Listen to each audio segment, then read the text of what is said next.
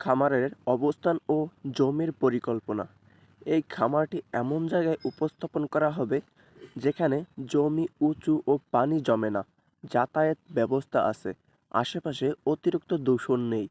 মোট জমিকে আমরা ৩ অংশে ভাগ করব: ঘাস চাষের জমি, ছাগলের ঘর, খোলা চলাচল ও পরিচর্যার জায়গা।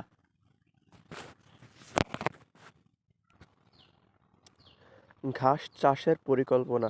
ছাগলের খামারের সফলতার মূল চাবিকাঠি হলো নিজস্ব ঘাস উৎপাদন।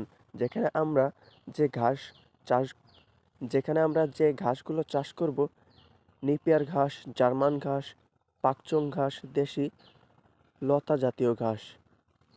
ঘাস চাষের সুবিধা: খাবারের 50% থেকে 60% খরচ কমে আসে।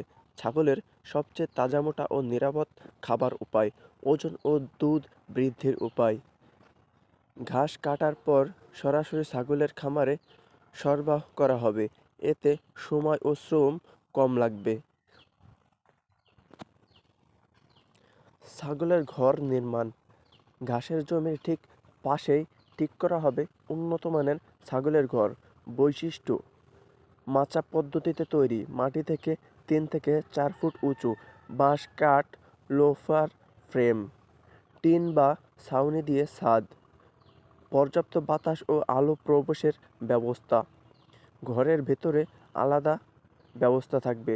বাচ্চা ছাগলের জন্য আলাদা স্থান, অসুস্থ ছাগলের জন্য আলাদা কোয়ারেন্টাইন, গর্ভবতী ছাগলের জন্য আলাদা নিরাপদ কর্নার।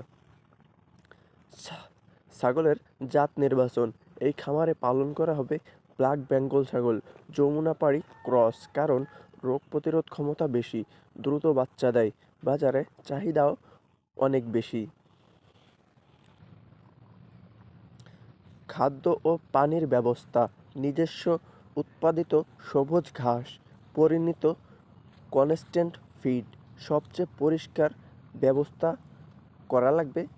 পানির ব্যবস্থা: খাবার দেওয়া হবে দিনে ৩ থেকে ৪ বার নির্দিষ্ট সময় অনুযায়ী। আশা করছি আপনি যদি খামার করার পরিকল্পনা নিয়ে থাকেন তাহলে এই কথাগুলো আপনার অনেক কাজে দিবে। আশা করি বুঝতে পারছেন। সবাই ভালো থাকবেন, সুস্থ থাকবেন। আসসালামু আলাইকুম।